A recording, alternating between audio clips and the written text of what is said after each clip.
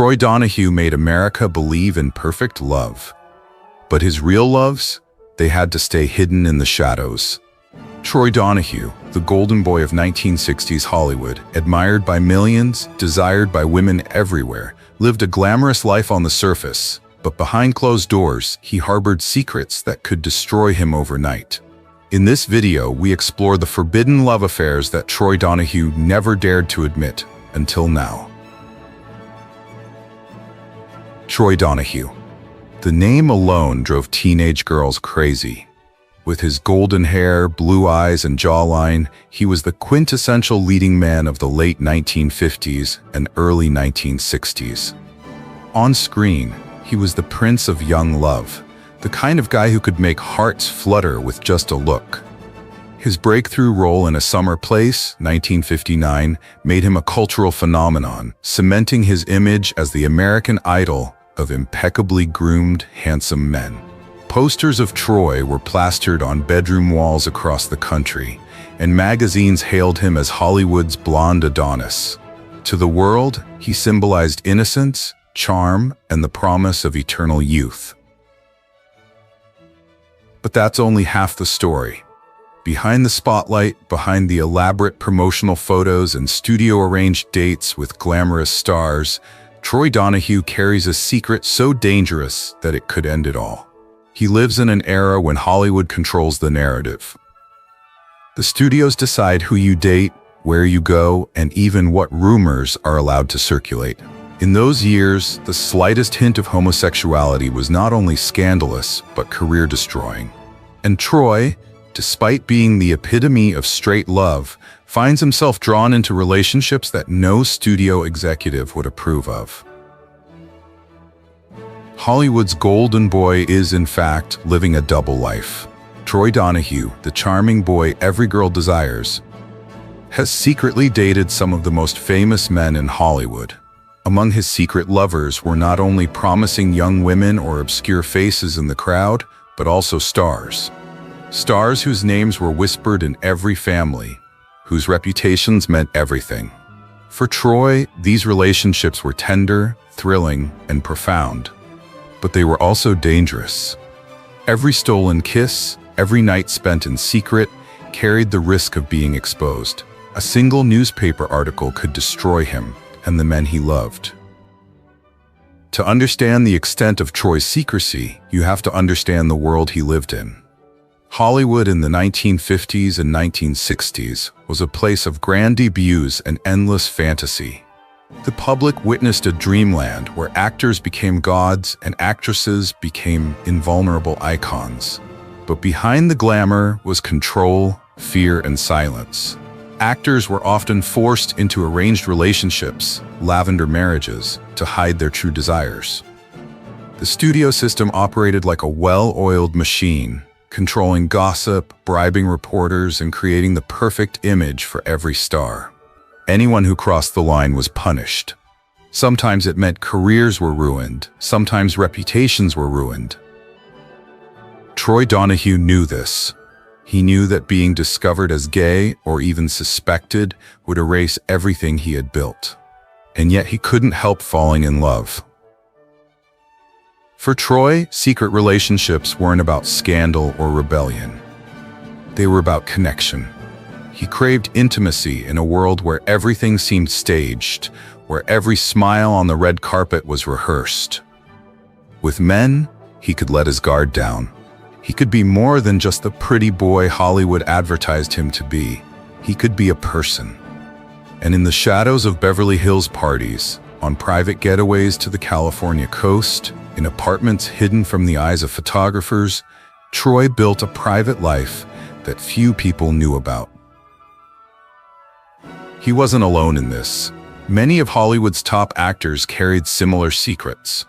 Rock Hudson, one of the most admired actors of his time, lived his entire life under the weight of a false heterosexual image.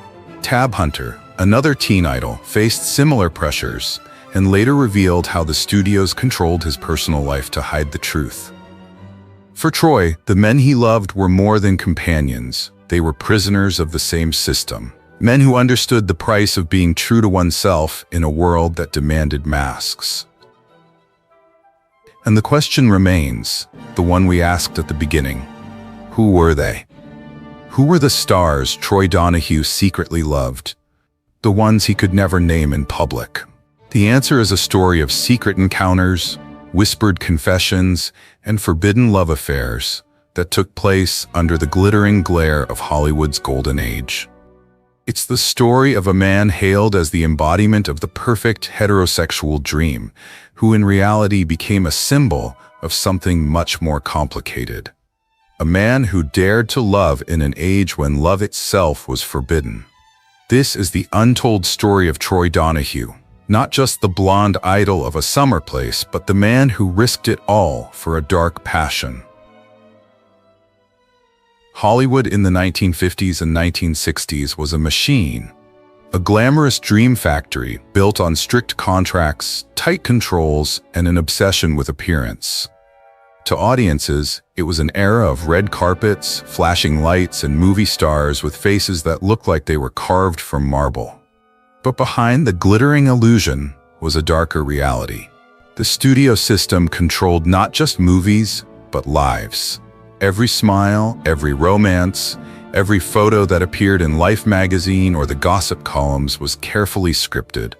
Stars didn't own their stories, the studios did. If you were young, handsome, and on the rise like Troy Donahue, you weren't just dating. Your relationships were arranged, designed to protect the image the studios wanted to promote. Publicists arranged dinners with actresses, reporters were warned about chance encounters, and photographs were staged to look natural. The reality was often far from what was reported in the papers. If rumors about someone's sexuality arose, studios would act quickly, pairing the actor with a beautiful co-star in an open romance. These weren't relationships, they were contracts, masks designed to hide the truth. And the truth was dangerous. In mid-20th century America, homosexuality was not just taboo, it was criminal. Being exposed meant not only the loss of a career, but social ostracism, even arrest. In Hollywood, where an actor's livelihood depended on selling his image to millions of fans, the stakes were even higher. One whisper, one misplaced photo can ruin years of work. For Troy Donahue, trained to be the boy next door heartthrob, the stakes couldn't be higher. His studio wanted an American Prince Charming, not a man caught in a forbidden love affair. So he played the part. On screen, Troy was the perfect romantic lead. In real life, he smiled for the camera with the actresses beside him, posing for glossy photos that showed him as the dream boyfriend every girl wanted. But behind closed doors, his reality was very different. He was a man hungry for connection, a man drawn to people who, like him, lived behind a mask. Every night was a tension. The world saw innocence, but the truth was secret. Troy was not alone in this struggle. Rock Hudson, one of the biggest stars of his time, lived under a similarly oppressive spotlight. Handsome, masculine, adored by women around the world, Hudson was carefully packaged as a true leading man. But those who knew him understood the burden he carried, a constant fear of exposure. Tab Hunter, another blonde icon, endured similar pressures. When rumors of his sexuality surfaced, his studio scrambled to cover them up, arranging romances with famous women and sensationalizing the story to bury the truth. Troy Donahue belongs to this secret society. Men caught between who they are and the Hollywood image they want. Their stories are whispered in quiet bars, hidden in dark apartments, passed over secret glances at industry parties. They know each other's secrets, but they also know the stakes. If one falls, they all fall. And so they build a culture of silence, layers upon layers of masks. The tragedy is that these men gave the world performances of passion, longing, and fire, but their true passions were repressed. Audiences marveled at Troy's romantic intensity, not realizing that much of it came from a wellspring of emotion he could not freely express. The man who made millions believe in love on screen was denied the freedom to love openly in real life. This is the paradox of the golden age. The brighter the lights on Hollywood Boulevard, the deeper the shadows that stretch behind them. And into those shadows walked Troy Donahue, Hollywood's blonde prince, the silver screen's eternal romantic, but also a man burdened with secrets, tied to staged love affairs, haunted by silent nights. Every laugh at a premiere contained an unspoken truth. Every hug captured by the cameras contained a yearning for someone he could never reveal.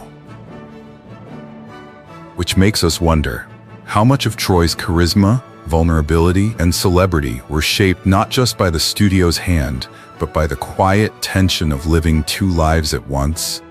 Was the golden image that America admired born in part of survival itself? So when we look back, perhaps we should see more than a face on the poster. We should see a man with invisible scars. We should remember the nights he walked into crowded rooms with a smile on his face, knowing the price of letting it slip. We should feel the weight of the fear, the loneliness, the silent battles behind those blue eyes. And you, what stirs inside you when you hear about this mysterious chapter of Hollywood? Do you see Troy Donahue as just another idol trapped in a fantasy, or a man who quietly dared to love against all odds? Tell us, where are you watching tonight? From what country, what corner of the world, will you join us in peeling back the golden mask of old Hollywood? If the Hollywood studio system was a cage, Troy Donahue's first loves were the soaring birds he tried to keep locked away in his chest. The pressure was immense, the risks unbearable. But even in the darkest corners of that golden age, love found its way in. And for Troy, the first sparks of desire from the glamorous actresses who graced the covers of magazines, but from young men who, like him, carried secrets too heavy to tell. One of the first was Tab Hunter. Tall, blonde, and impossibly handsome, Tab was cut from the same mold as Troy. Dreamy eyes, square jaw, the kind of face that made teenage girls swoon. Both were marketed as the perfect boyfriend, the perfect future husband, the man every American family wanted their daughter to marry. Yet beneath the smiles and the flashy photos, they were kindred spirits, trapped in a shell, coerced into dating women by studios trying to quell rumors. For Troy and Tab, the connection was almost immediate. They understood each other's silences. They understood the wariness of living two lives, one for the camera, one for the heart. Their meetings were always cautious, discreet, hidden under the layers of lies the industry had forced upon them. A fishing trip was just an excuse to spend a weekend away. A late-night script meeting ended not with dialogue but with whispered confessions. Sometimes it was simpler. A drive along the coast, windows down, the roar of the waves drowning out the sound of fear. A rented beach house, lights dim, curtains drawn. There, for a few hours, they could escape. Troy would lie on the sand beside Tab, the cool Pacific breeze in his hair, the gentle sound of the waves in the background. They would laugh at the absurdity of the industry, the farcical interviews, the staged affairs, the way magazines described their dates, with women who were nothing more than colleagues or friends. In those moments, the mask would slip. They weren't idols or studio property. They were simply two young men, feeling the pull of forbidden love. But even then, fear never fully left the room. Every touch carried risk. Every kiss felt both exhilarating and dangerous. One wrong move, one photograph in the wrong hands, and everything could collapse. The danger was part of the thrill, yes, but also the shadow that never let go. Love in those days was always tinged with paranoia. The irony was almost cruel. By day, Troy was photographed hand-in-hand with glamorous actresses, escorted to premieres in perfectly staged appearances. Flashbulbs exploded, capturing him as the flawless romantic hero. Reporters gushed over his chemistry with leading ladies, and studio executives grinned as the headlines sold the fantasy. But when the lights faded, when the tuxedo was hung up in the closet, Troy's real heart came alive elsewhere. In the silence of a friend's apartment, in the shadows of Malibu's empty beaches, in stolen hours when he and Tab could finally drop the act. For Troy, these first loves were intoxicating not just because of passion, but because of freedom. The fleeting taste of what it felt like to live honestly, even if only for a night. Yet they were also heartbreaking, for he knew such freedom could never last. Tab Hunter, like Troy, lived under the same suffocating rules. Both were forced back, again and again, into the arms of actresses chosen for them by publicists. Both knew that their careers, still rising, still fragile, would not survive even the whisper of scandal. And so their romance flickered in fragments, never allowed to become whole. A night here, a weekend there. Glimpses of love swallowed by silence. The tenderness they shared was real, but the world they lived in demanded it stay invisible. Looking back, those early relationships were less about permanence and more about survival. They gave Troy something to hold on to in a life that often felt staged from beginning to end. They reminded him that beneath the polished image, beneath the headlines, he was still a man capable of love, of longing, of vulnerability. And yet this vulnerability carried a price. Every time Troy walked into a premiere with an actress on his arm, every time he smiled for the cameras, he carried the ache of a secret he could not share. The boyish charm that audiences adored was fueled in part by that ache, the longing of a man who lived in two worlds at once. These first hidden romances, fragile, stolen, fleeting, shaped him. They set the pattern for a lifetime of secret loves. They were his education in the paradox of Hollywood. The brighter the lights, the darker the shadows. And in those shadows, Troy Donahue's heart beat not for the women America thought he adored, but for the men who understood his silence. So when you see those old photographs, Troy with his golden hair, his sparkling eyes, his arm draped around a starlet at some glittering premiere, remember this: somewhere away from the flashbulbs, his heart was whispering to someone else. Hollywood's golden boy was not alone in these shadows. Troy Donahue's secret lovers were not obscure faces, but some of the biggest stars of the day. Men who, like him, lived under perfect facades while hiding a truth that could end their careers. These were not fleeting affairs, but dangerous affairs, whispered into the night, held like a flame in trembling hands. Each story was different, each unforgettable. Rock Hudson. To the public, Rock was a true leading man, tall, broad-shouldered, with a smile like Mount Rushmore itself. He was admired by women, envied by men, a perfect creation of the studio. But Troy saw what others did not: the fear in Rock's eyes, the weariness of living a double life. They met at a Hollywood party, champagne glasses clinking, cameras flashing. To everyone else, they were just two actors laughing in a crowded room. But that night, on a balcony overlooking Los Angeles, they found themselves alone. Words became whispers, and whispers became something more. Their love was short-lived, too short. Rock lived in constant fear of exposure, more than anyone else. The studio watched him closely, arranging countless dates with glamorous actresses to satisfy the tabloids. Troy yearned for freedom, but Rock lived behind walls. Their time together was tender, squeezed between filming schedules and on-set appearances, but it always felt like something that could never happen. In the end, fear won. Rock left, leaving Troy with memories of a love that was brilliant but never quite able to ignite. The most complicated of all was Anthony Perkins. To the world, Perkins was the man who terrified audiences in Psycho, the actor with the haunting face and the cold performance. But behind that screen persona was a man as conflicted as Troy himself. They met on a film set, sparks of recognition almost immediately. Their love was intense, passionate, but also stormy.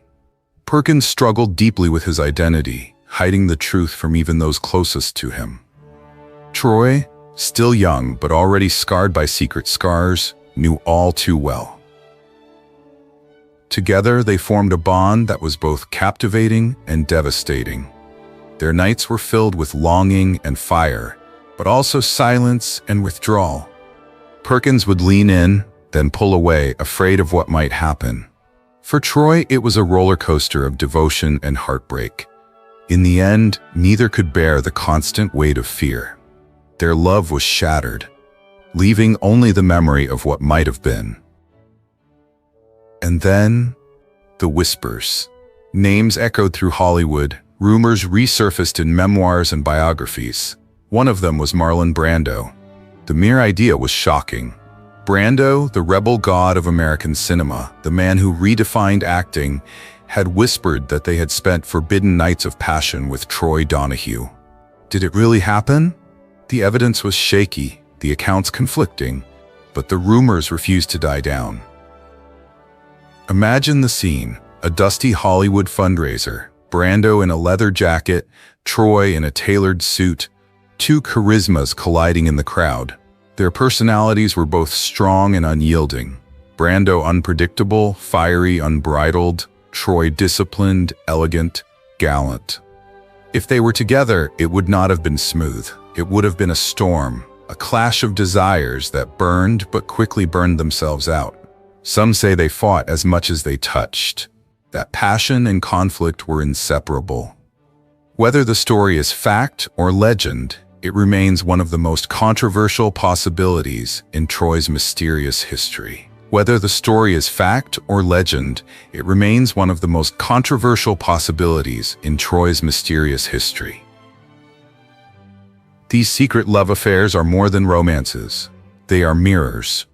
Each man reflects back to Troy what he cannot show the world.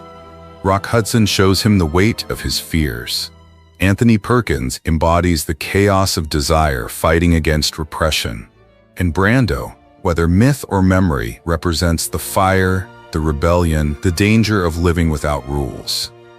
None of these accounts are confirmed, but rumors from the golden age of Hollywood often linked Troy Donahue to these names. Biographers have never been able to substantiate these relationships, but the whispers have added to the mystery of his image. But in every case, the ending is the same. Silence, separation. Return to the mask that Hollywood demands. For Troy Donahue, love is fleeting, fragile, and lived in the shadows. On screen, he is the eternal romantic, the golden boy of the American dream. Off-screen, he is a man who has learned that even the most beautiful love stories sometimes cannot overcome the weight of secrets. By the 1970s, the glamour that had once dominated Troy Donahue had begun to fade. The youthful face that had graced movie posters was no longer in demand. A new Hollywood was emerging. Rough, rugged, rebellious, and the studios no longer needed a blonde prince to symbolize yesterday's innocence. Roles were scarce, paychecks were tight, and Troy found himself drifting away from the center of the Hollywood universe, sinking into its shadow. The decline was not just professional, it was deeply personal. For years, Troy had led two lives. On screen, he was the romantic idol, the man every woman dreamed of. Off-screen, he was a man with secrets so heavy they were mentally draining. The constant need to hide, to smile when he wanted to cry, to pose for women when his heart was elsewhere, was wearing him down. What the studios once called image protection was actually a prison. And like many people living under unbearable pressure, Troy sought escape. Alcohol became his refuge. The peaceful drink after a long day turned into bottles of wine that darkened the night. Friends whispered about his struggles, about the times he showed up on set looking distracted or unsettled. Hollywood, ruthless and uncaring, had turned its back. By the mid-70s, he was no longer the star of beach romances or dreamy romantic movies. He was a man battling his demons in silence. Financial trouble followed. His peak fortune quickly evaporated, consumed by mismanagement, bad choices, and the instability that comes with a life of constant change. Troy Donahue, once the blonde prince of Hollywood, was suddenly penniless, drifting between supporting roles and oddball roles, his reputation reduced to a footnote in an industry that once worshipped him. But perhaps the deepest wound was not the loss of fame or fortune, but the loneliness. The secret loves of his youth, the tender nights with Tab Hunter, the intense passion for Anthony Perkins, the fleeting freedom with Rock Hudson, still lay deep in his heart. They were memories that brought both comfort and pain. Comfort because they reminded him that he had loved deeply. Pain because he could never name them out loud, never acknowledge them in public, never honor them in the light of day. Years later, Troy himself acknowledged the damage it caused. In an interview reflecting on the masks he was forced to wear, he confessed, "I lived a life of being lost, of hiding, of playing roles that the studios had written for me. And in the end, I didn't even know who I really was." His words carried the weight of decades of silence, of a man who had spent his youth in an industry that demanded perfection but punished authenticity. The memories of those secret loves never left him. Sometimes, late at night, friends would recall his words in fragments. Never names, never details, but feelings. He remembered the sound of waves as he held someone's hand on a dark beach. He remembered laughter over shared meals, hidden in an apartment with the curtains drawn. He missed the warmth of a body beside him, the fleeting belief that maybe, just maybe, he could live honestly, if only for one night. But those memories were both sweet and bitter. They gave him life in the present and grief in the years that followed. With every kiss he cherished, there was the pain of silence. With every secret love, there was the fear that history would erase him, that his truth would be only a whisper. And that was the real tragedy of Troy Donahue. Not just his fall, not just his struggles with drugs and money, but the burden of a heart that had never been allowed to beat freely. When we look back at Troy, we see more than a blonde prince of Hollywood. We see a man who carried within him both the sweetness and the sadness of a secret love. We see an artist destroyed not just by the changes of cinema, but by the cruel demands of living a life that is not his own. And we feel the weight of what could have been, had the world allowed him to be himself. So as you ponder his story, his rise, his secret loves, his pain, and his fall, ask yourself, do you see Troy Donahue as a cautionary tale, or as a man we should celebrate for the courage he had to exist in silence? What does his struggle mean to you over the years, over the miles? And as you answer, we invite you to join us in preserving stories like this. By sharing this video, by subscribing, by joining our community, you ensure that these hidden stories will not be forgotten. Because remembering Troy Donahue isn't just remembering a star. It's remembering all the hearts that dared to love, even when the world rejected them. When the final curtain closes on the story of Troy Donahue, what remains is not simply the tale of a fallen movie star, but the portrait of a man who embodied both the promise and the peril of the American dream. He was handsome, charming, and admired by millions, a blonde prince of romance who seemed carved for the silver screen. In the late 1950s and early 1960s, no one could rival his blue-eyed perfection.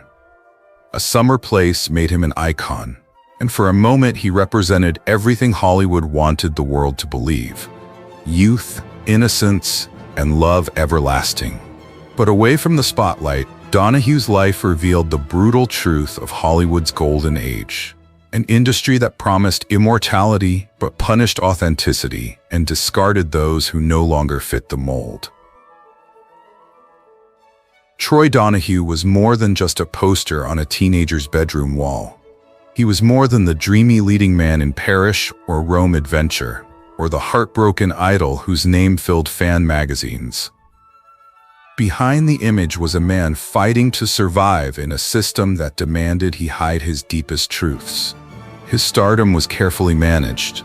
Studios dictated who he dated, where he appeared, and how his story was told. And like so many stars of his era, he paid the price for fame by surrendering pieces of himself he could never reclaim. Hollywood in the 1950s and 1960s was a machine, smooth, ruthless, and merciless. Actors were packaged like products, romances staged for publicity, every smile rehearsed, every article and photoplay or teen beat meticulously orchestrated. For those who strayed from the script, the consequences were devastating. Troy lived this contradiction daily. The golden boy adored by millions on screen, and the lonely man off-screen, forced to wear a mask. His beauty, his vulnerability, even his charm, everything filtered through an image the studios demanded. And as the cultural tides shifted in the late 1960s, when audiences craved anti-heroes and grittier stories, his clean-cut persona suddenly felt outdated. The offers slowed, the lights dimmed, and the idol began to fade. The fall was harsh. Troy battled alcoholism and financial ruin throughout the 1970s and 1980s. At times, he was homeless, living out of his car. A sobering reminder of how quickly Hollywood forgets its own. But his story did not end in despair. With quiet determination, he entered Alcoholics Anonymous, embraced sobriety, and began to rebuild. He returned to acting, not as the starry-eyed leading man of his youth, but in small television roles and cameo appearances. Most memorably, he reintroduced himself to audiences in John Waters' Crybaby, 1990, a tongue-in-cheek satire of the very teen idol era that had once made him famous. Donahue laughed at his past, and in doing so won back admiration, not for being perfect, but for being honest. When we watch Troy today, we see more than a handsome face frozen in time. We see a survivor. At fan conventions, he no longer appeared as the untouchable matinee idol, but as a humble man who greeted admirers with warmth, humor, and self-deprecating wit. Fans told him how his films had shaped their youth, and he listened with gratitude. He had stumbled, fallen, and risen again, not to reclaim lost glory, but to embrace humanity. His resilience, his candor about addiction, and his willingness to face fans as himself, rather than as a fantasy, made him beloved once more. And yet, his life remains both symbol and warning. Troy Donahue represented how Hollywood once defined masculinity, the all-American boy, admired by women and envied by men. But his decline showed the darker truth, how the same system that built him could just as easily cast him aside, leaving him with broken careers, broken hearts, and broken dreams. His story forces us to ask, what is the price of silence, of playing roles written not just for the screen but for life itself? He was proof that beauty does not shield from loneliness, and fame does not guarantee happiness. In 2001, after years of sobriety and steady recovery, Troy suffered 2 devastating heart attacks. Doctors attempted emergency surgery, but his body, already weakened by years of struggle, could not recover. On September 2, 2001, he died at the age of 65. His death closed the final chapter of a life that had outshone all others. Yet his story endures, not just because of the glory of his youth, but because of the courage he found in facing his demons, reclaiming his dignity, and surviving long enough to share his truth. So when we remember Troy Donahue, do we see only the blonde idol of a summer place? Or do we also see the man who overcame scandal, addiction, heartbreak, and reinvention, and emerged with humility and grace? Perhaps the answer lies in both. He was an icon of Hollywood's golden age, but also a man scarred by it. His life is more than a cautionary tale. It is a reminder that behind every poster, and every headline is a human being, fragile and flawed, struggling to be free. How do you see Troy Donahue? As a fallen idol of a bygone era, or as a man who demonstrated quiet courage simply by surviving? If his story touches your heart, if you believe these hidden truths deserve to be remembered, join us in preserving them. Share this story. Let the memory burn. Because Troy Donahue is more than just a face on the screen. He's a man whose journey reminds us that even the brightest stars carry shadows, and every whisper from Hollywood's past deserves to be heard. Troy Donahue was more than a Hollywood idol. He was a man who loved in silence and carried hidden scars. If his story moves you, share this video and subscribe, so his truth and legacy will never be forgotten. Why did Hudson, a gentleman, hate Dean so much? The two men, the two legends, Rock Hudson and James Dean, were the brightest stars in Hollywood, captivating audiences with their talent and beauty. But behind the lens of giant, admiration turned to hostility, and respect gave way to spite.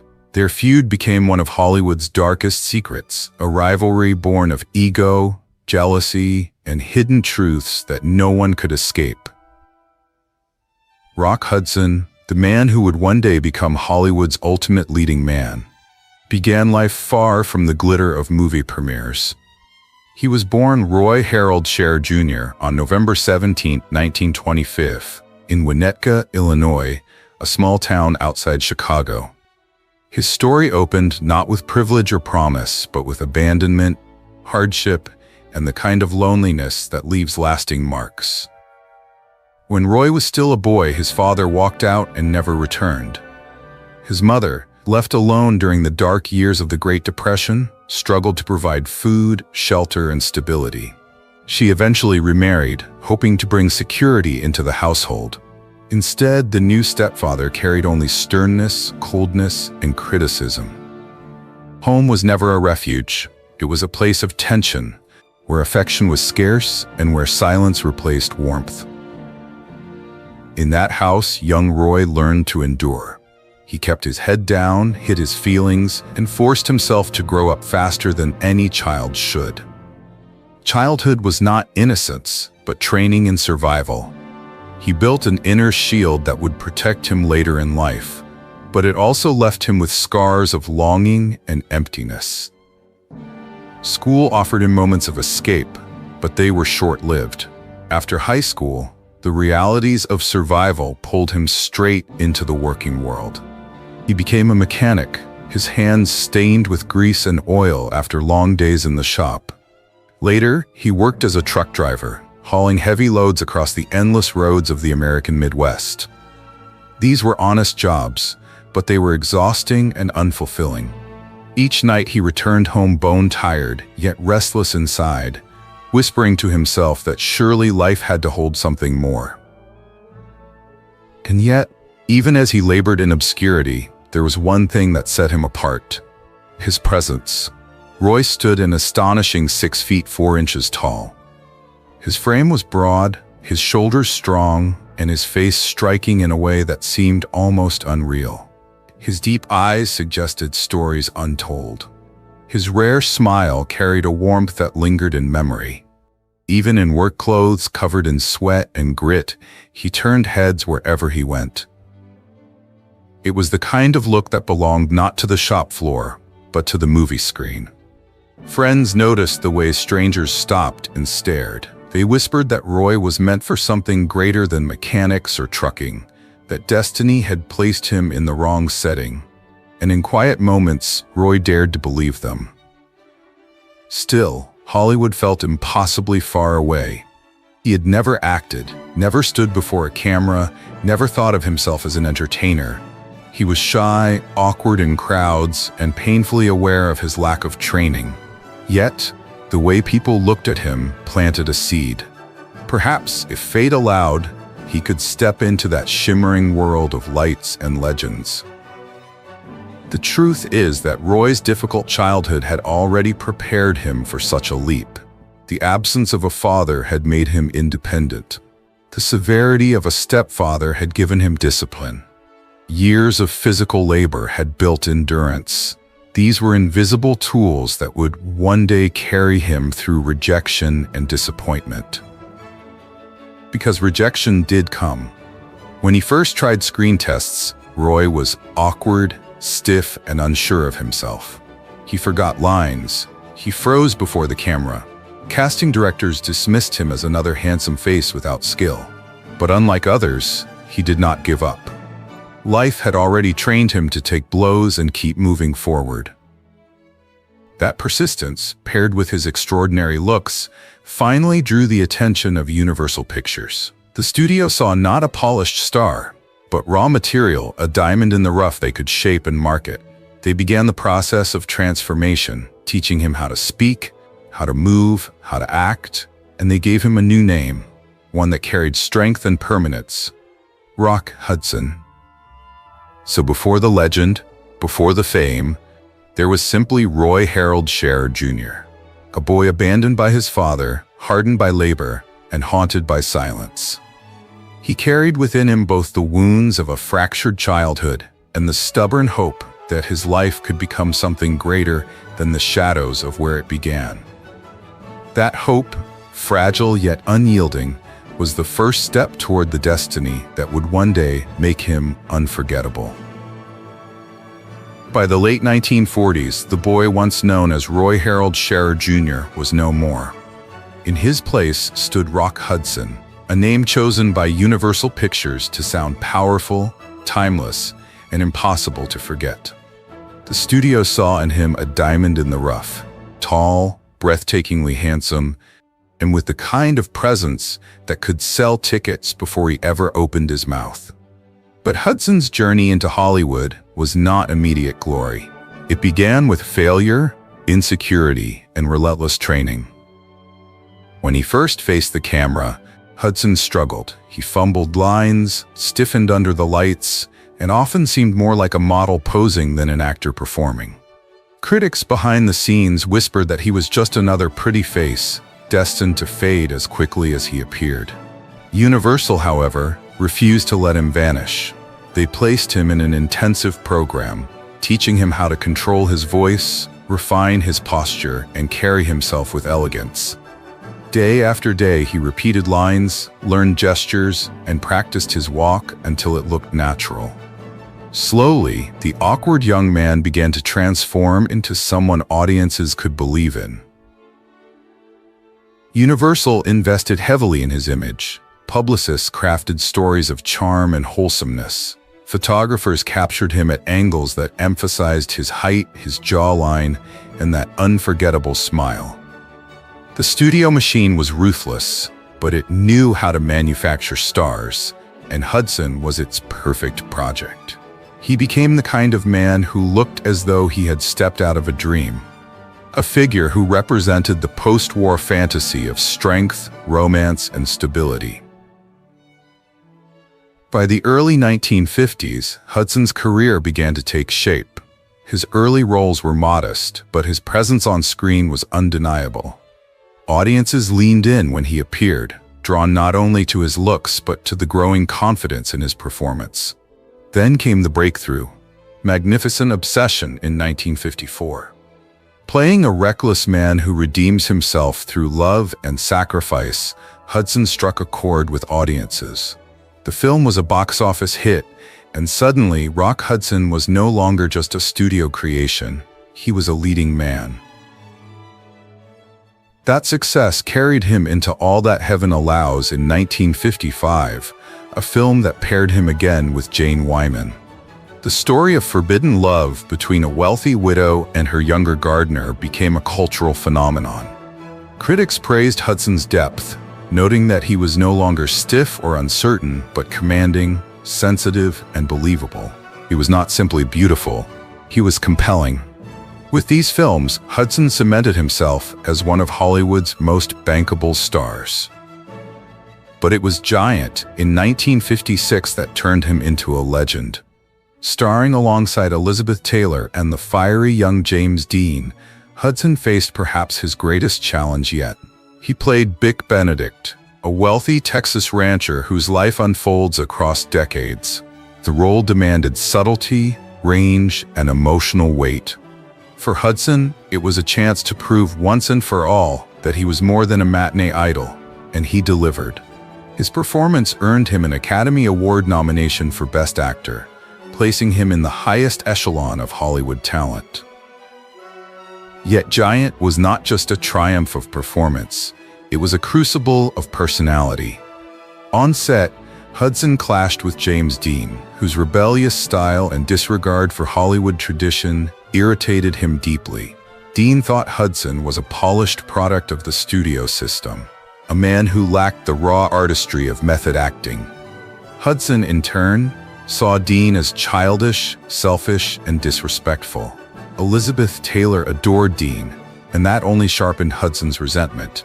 This tension, brewing behind the scenes, would become a defining rivalry in his life, one that Hudson himself admitted turned into deep, personal hatred. Despite the conflict, the film was a massive success. Giant became an instant classic, and Hudson emerged not just as a star, but as an emblem of American cinema. He was now the face of the romantic leading man, the figure women adored and men admired. He embodied the fantasy of the strong yet sensitive hero, a man who seemed both untouchable and achingly human. Through the 1950s, Hudson's reputation soared. He appeared on magazine covers, his photographs pinned to bedroom walls, his name whispered in theaters as audiences swooned. He became the archetype of the Hollywood dream, a man who seemed to have it all: fame, beauty, and talent. To the world, he was flawless, the perfect gentleman. But beneath the surface, the seeds of conflict with James Dean had already been sown. Hudson's rise to glory was not without shadows, and the resentment he carried toward Dean would remain a wound that never healed. Still, in the golden decade of the 1950s, Rock Hudson stood tall as one of the most admired actors in Hollywood history. Proof that even a boy from Winnetka, Illinois, could be reborn as an immortal screen icon. By the dawn of the 1960s, Rock Hudson was more than a rising star. He was Hollywood royalty. He had conquered drama with magnificent obsession, dazzled audiences with All That Heaven Allows, and proven his artistry with Giant. But now, a new chapter was unfolding, one that would define him for a generation. It was the era of romantic comedies, and Rock Hudson, paired with the sparkling Doris Day, would become the undisputed king of the genre. In 1959, Hudson and Day lit up the screen in Pillow Talk. The chemistry between the two was electric. Hudson, tall, elegant, and effortlessly charming, played the perfect foil to Day's witty, independent heroine. The film was a smash hit, earning critical praise and commercial success, even securing an Academy Award for Best Original Screenplay. More importantly, it reinvented Hudson. No longer just the brooding leading man of melodramas, he now proved he could be funny, lighthearted, and irresistibly playful. The success of Pillow Talk led to more. In 1961, the duo reunited for Lover Come Back, a clever romantic romp that cemented them as America's favorite on-screen couple. By 1964, they completed their trilogy with Send Me No Flowers, a comedy of mistaken identities and suburban satire. Each film was a box office triumph, each performance reaffirming Hudson's status as a versatile star. Audiences adored him, not only as a symbol of masculinity, but as a man who could laugh at himself, flirt without arrogance, and embody the fantasy of the perfect gentleman. Beyond these collaborations, Hudson remained a dominant force at the box office. His name alone could sell a film. Studios lined up projects that showcased his range, from war epics to westerns to light comedies. His face appeared on magazine covers, his image pinned to bedroom walls, his style imitated by men who saw him as the definition of suave. Rock Hudson had become more than an actor, he was a cultural icon. But Hollywood is fickle, and times were changing. By the late 1960s, the old studio system that had built Hudson was crumbling. Audiences wanted something edgier, rawer, more rebellious. New stars like Paul Newman, Steve McQueen, and later Al Pacino emerged with a style that felt grittier and more modern. For Hudson, whose persona had been carefully polished into elegance, the shift was dangerous. He was still admired, still loved, but he risked becoming a relic of an earlier era. Rather than fade, Hudson adapted. In the early 1970s, he moved into television, starring in the crime drama Macmillan and Wife. Playing Commissioner Stuart Macmillan, he brought authority, charm, and humor to the role. The series became a hit, running for 6 seasons and earning Hudson a Golden Globe Award. Once again, he proved his resilience, finding a way to remain relevant even as Hollywood transformed around him. To the public, Rock Hudson's image was flawless. He was the ultimate leading man. Tall, handsome, sophisticated, the kind of man every woman dreamed of and every man wanted to emulate. He walked red carpets with ease, spoke to reporters with grace, and seemed to live the perfect Hollywood life. In photographs, he was always immaculate. Tailored suits, broad smiles, and eyes that sparkled with mystery. But behind that polished image lay a secret Hudson carried with constant fear. He was a gay man in an industry that had no room for honesty. In the conservative climate of mid-century America, being openly homosexual could end a career overnight. Studios knew it, agents knew it, and Hudson himself knew it. For this reason, his public life was carefully managed. Dates with glamorous actresses were arranged. Tabloids were fed stories that reinforced his masculine image. On screen, he kissed leading ladies. Off-screen, he fought to keep his truth hidden. This dual existence weighed heavily on him. Every laugh, every smile for the cameras was shadowed by the fear of exposure.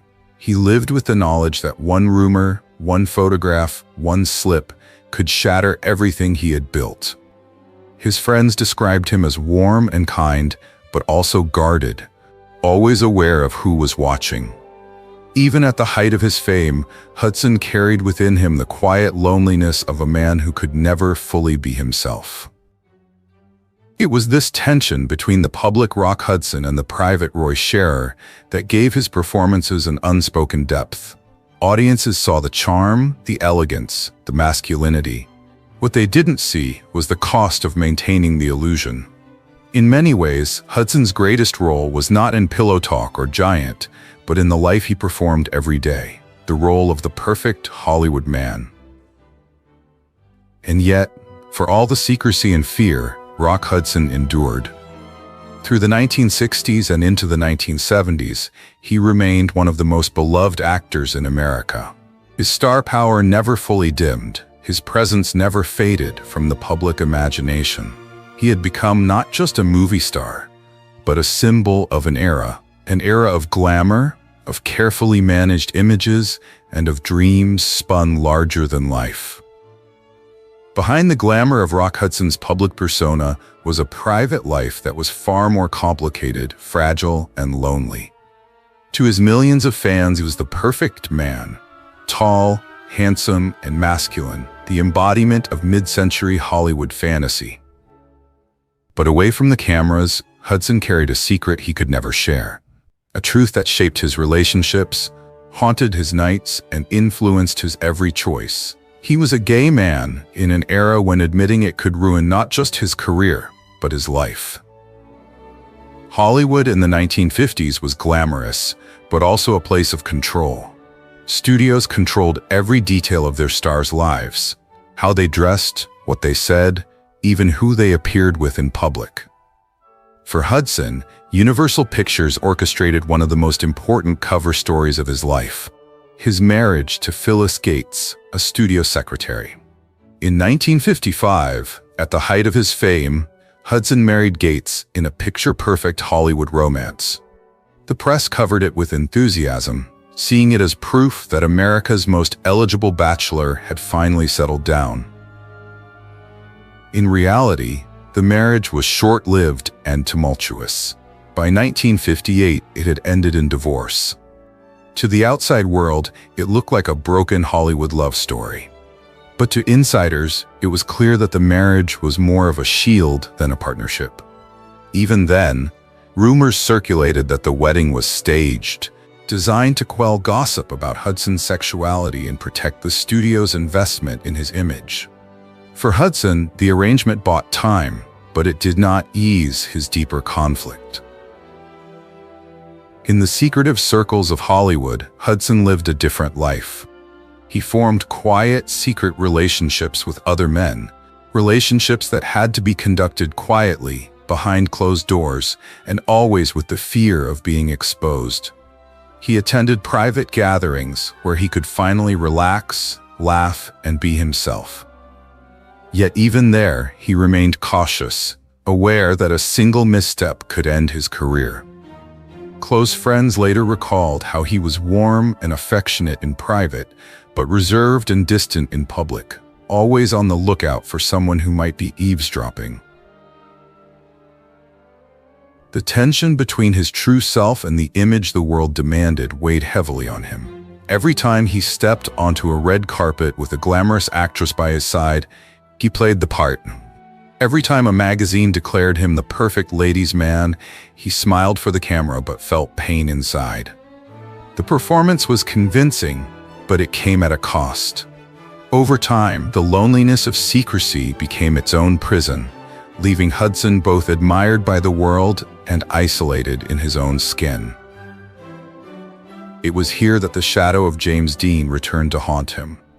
Dean, like Hudson, lived with desires that went beyond the norms of society. However, their approaches to this truth were completely different. Dean, a rebel both on and off screen, never denied the rumors that swirled around him. He leaned into them, letting the rumors fuel his mystique. If people whispered about his sexuality, he shrugged, almost daring them to judge. For him, the scandal was part of the act, another layer of resistance. On the set of Giant in 1956, three stars were at the center of one of Hollywood's greatest productions: Elizabeth Taylor, James Dean, and Rock Hudson. To audiences, the trio promised magic. To insiders, it was a storm waiting to break out. What was going on behind the scenes was not camaraderie, but conflict. Conflict that left Hudson with a bitterness that never left him. The tension began with personality and style. James Dean, already a symbol of rebellion, approached acting with raw intensity. He lived his roles, improvised freely, and often challenged directors to capture what he believed to be the truth. Hudson, by contrast, had been shaped by Universal Studios into a glamorous star. He studied his lines, trusted the script, and respected the traditional mechanics of filmmaking.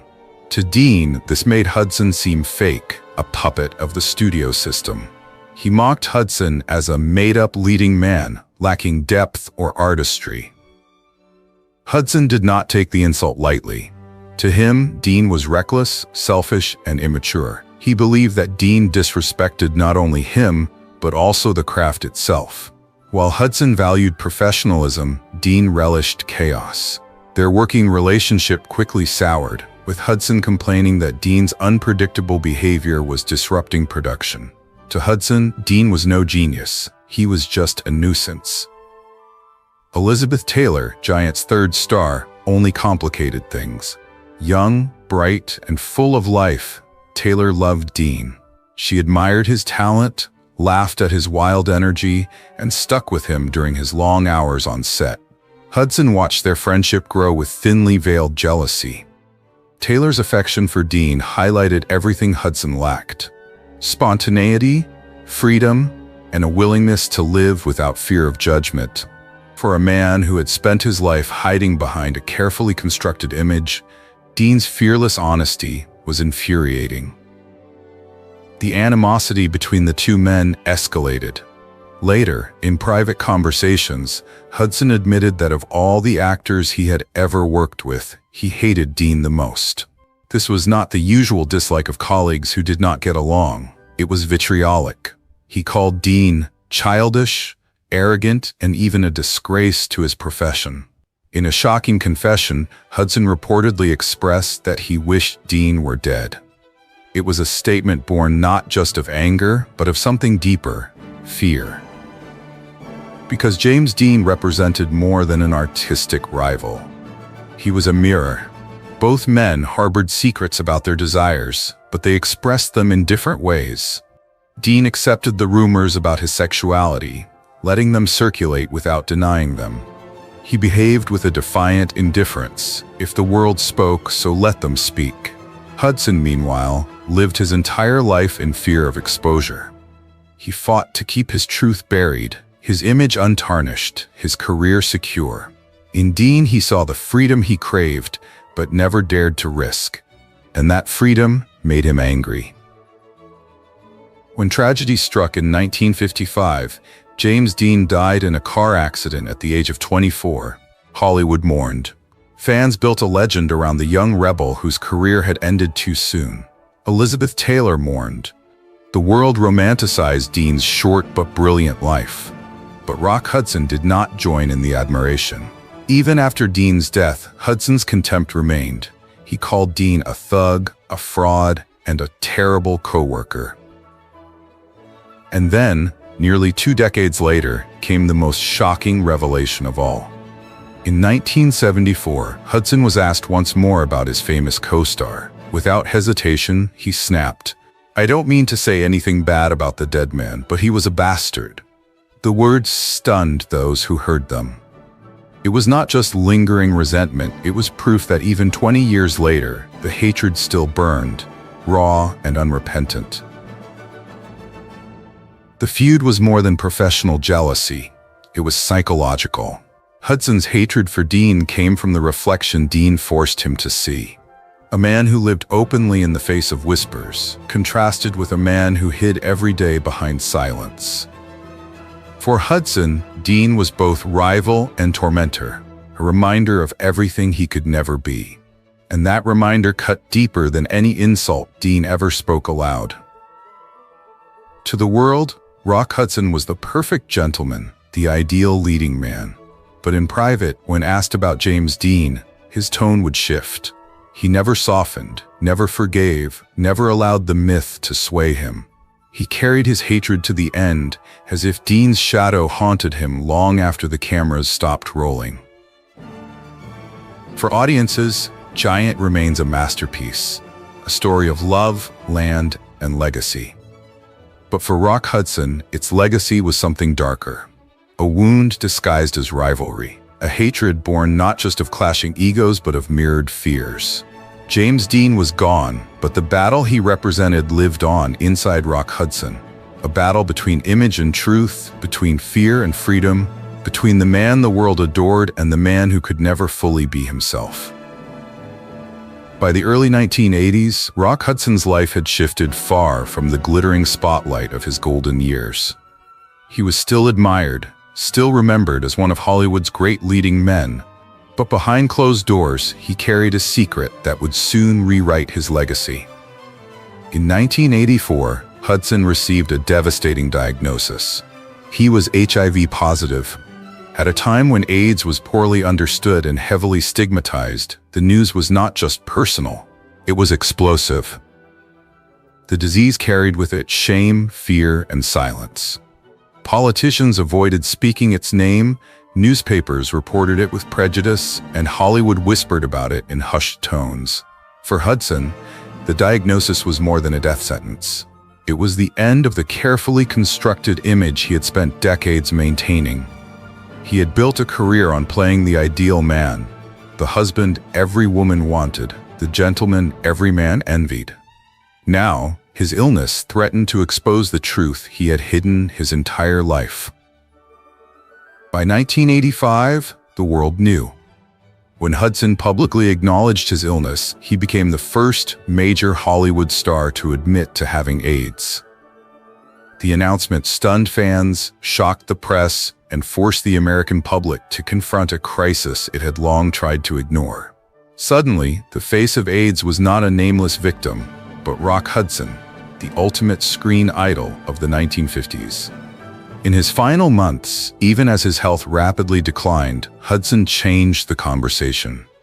His courage to acknowledge the truth brought compassion where there had been judgment, urgency where there had been denial. On October 2nd, 1985, Rock Hudson died at his home in Beverly Hills. He was only 59 years old. The news rippled across the world. Hollywood mourned the loss of one of its brightest stars. Friends like Elizabeth Taylor stepped forward, channeling grief into activism and helping launch a movement that would transform awareness and funding for AIDS research. For the LGBTQ+ community, Hudson's admission was a turning point, breaking silence in a way no one else could have. Hudson's death did more than mark the end of a life. It reshaped his legacy.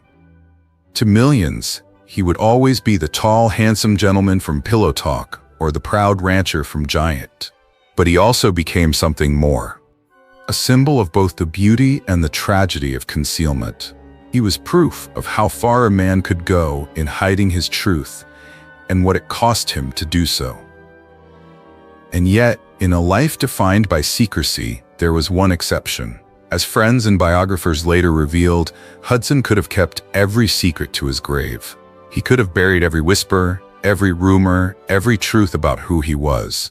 But there was one thing he never hid: his hatred for James Dean. Rock Hudson could have kept a secret his whole life, but his hatred for James Dean, his greatest rival, his darkest mirror, was a truth he never hid. This confession, repeated over the years, carries as much weight as any of his on-screen roles. To some, condemning a man who died so young seems petty, even cruel. But to Hudson, it is a brutal honesty. Dean was more than a difficult co-star. He was the living embodiment of everything Hudson feared and repressed. Dean's defiance mocked Hudson's caution. Dean's recklessness exposed Hudson's restraint. And for a man who lived behind a mask, the mirror was unbearable. So Rock Hudson died as he lived, admired, desired, and remembered as one of the greats. But his story is not just a story of fame, it is also a story of paradox. He was the manliest of men, yet lived in fear of his own truth. He was a romantic hero, but he died with a heart full of secrets. And while history will honor him as an AIDS pioneer and a Hollywood legend, it will also remember the bitter rivalry that haunted him. Because in the end, there was one truth that Rock Hudson never hid. He could charm the cameras, fool the tabloids, and live a perfect life for decades. But every time the name James Dean appeared, that mask cracked. And in that crack, the real Rock Hudson emerged, not as a perfect idol, but as a man haunted by a hatred that would never let go.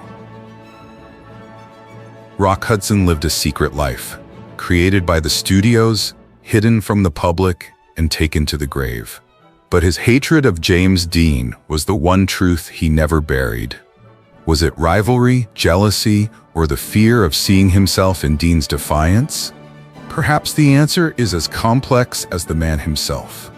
One thing is certain: Hollywood legends shine the brightest, but their darkest corners linger the longest.